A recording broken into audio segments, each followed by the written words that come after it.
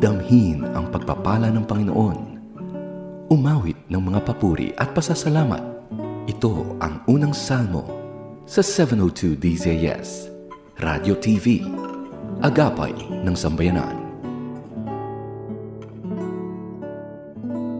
Good morning, kaagapay! Salamat kay Lord sa panibagong umaga. Mensahe ito ng panibagong opportunity para gumawa ng mabuti sa lahat.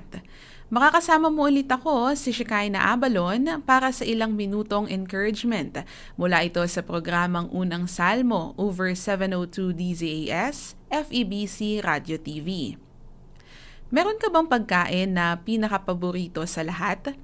Pwedeng ulam, comfort food, merienda at iba pa.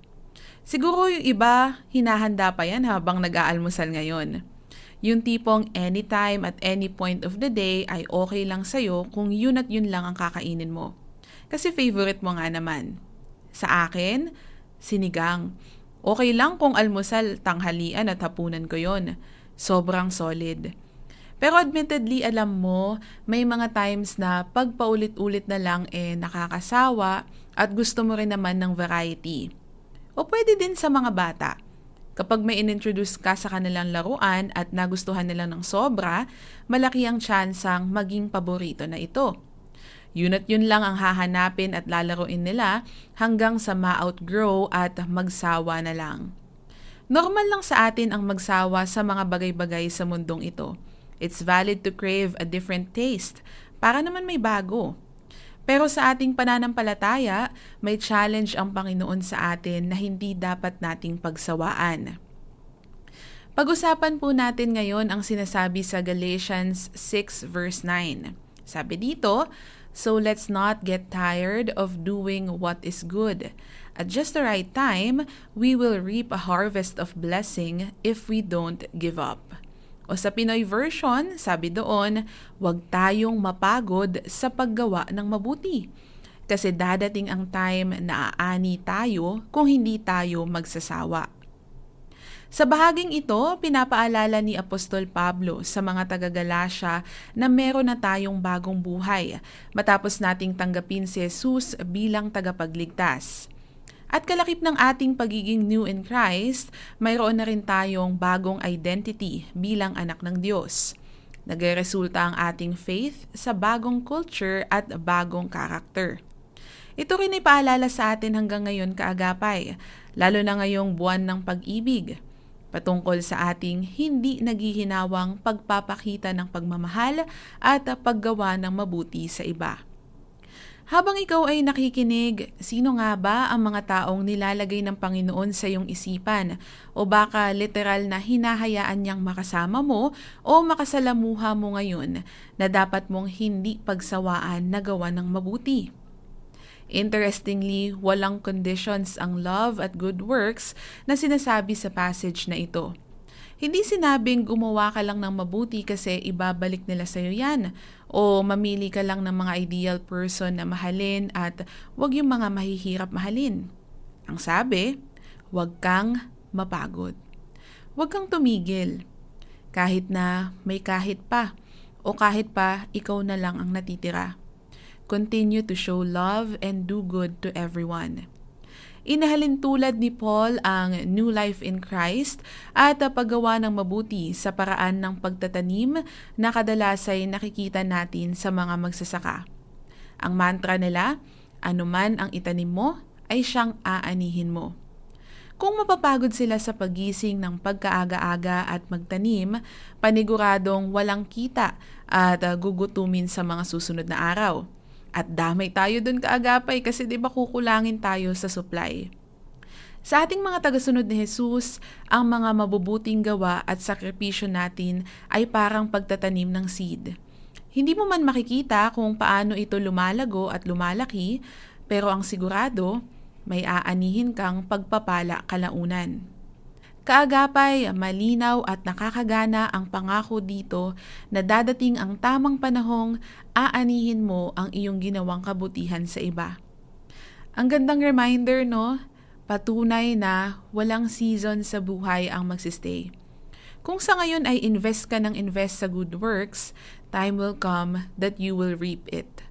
At gaya ng mga magsasaka ulit na naghihintay ng tamang panahon para umani, alam nila kung kailan ang perfect opportunity para ma-harvest ang fresh at magandang uri ng fruit. Ganun din sa atin.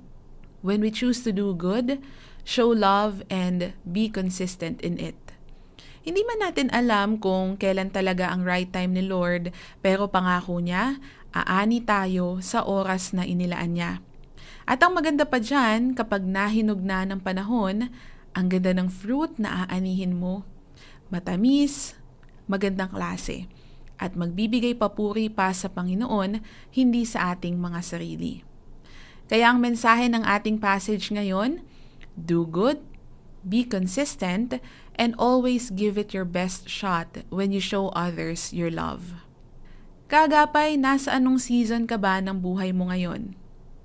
Kung nilagay ka ni Lord sa time na nagmamahal ka sa mga difficult person, hingin mo ang renewed strength kay God at magpatuloy sa paggawa ng mabuti. Kung ginagantihan ka naman ng masama ng iba, magpatuloy ka lang sa pagtanim ng kabutihan. Kung maliit na task pa lang ang pinagkakatiwala sa'yo, gawin mo ang iyong best para maging mabuting katiwala nito. Kung matagal mo pang makamit ang resulta ng iyong pagpapagal, nonetheless, huwag kang mapagod magpatuloy.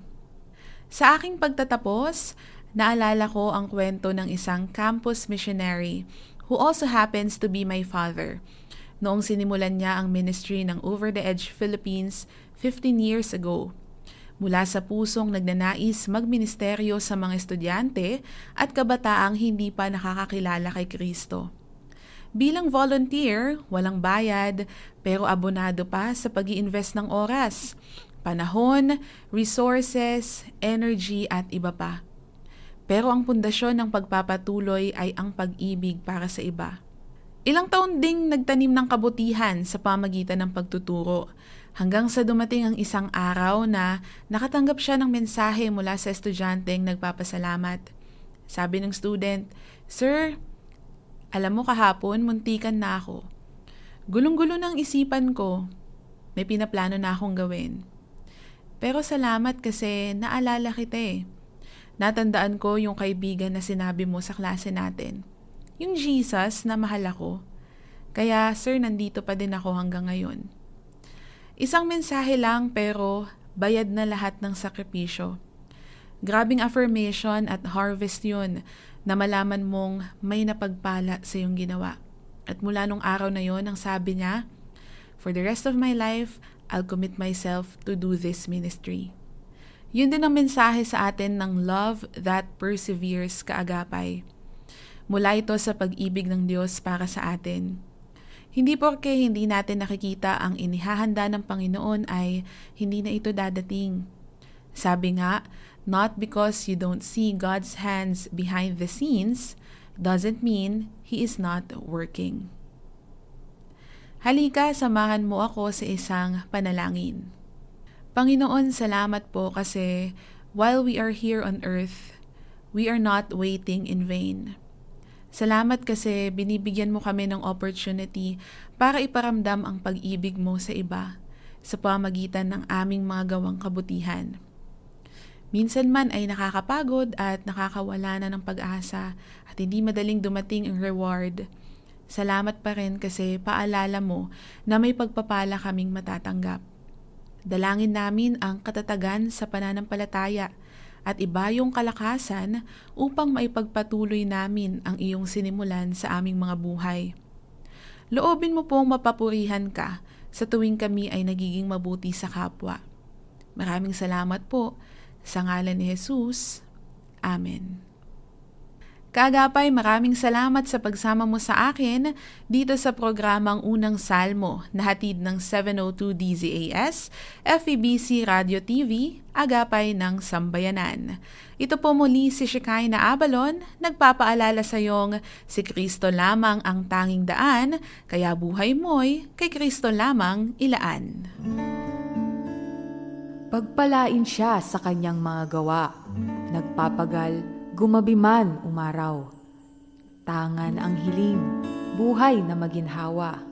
Galak sa puso, naway mag-umapaw. Suklian man din ng salamat at pag-ibig upang pagsusumigasig lalong lumawig. Pagod mang katawan, walang aayawan. Laanan pa ng ibayong kalakasan. Siya nahirati sa pagpupunyagi, gawaran nawa ng 1,100 ngiti. Pagpalain nawa gawa ng mga kamay, tanging hangad ay maalwang buhay. Nag-aabang ang bagong araw, sa katapatan mong kailan may di bumibitaw.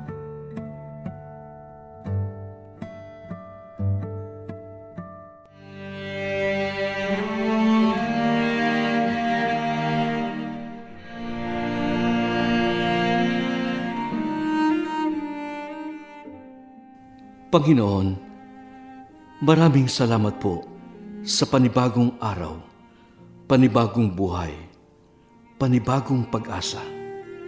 Sa aking paglalakbay, kayo po ang siyang gumabay. Sa paghawak ko ng aking manibela, ikaw ang siyang maging direksyon.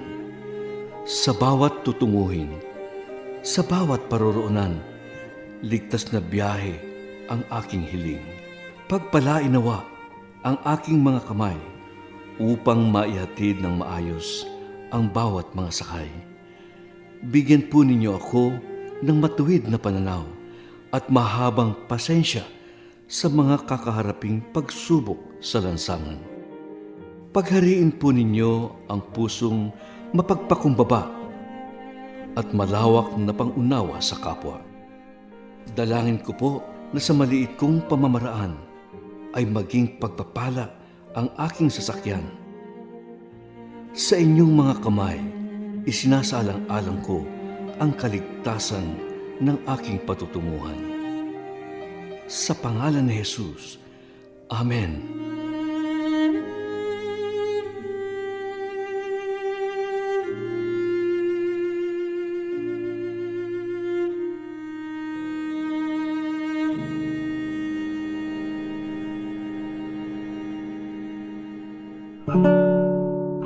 Iyong napakinggan ang unang salmo sa 702 DZS, Radio TV, Agapay ng Sambayanan.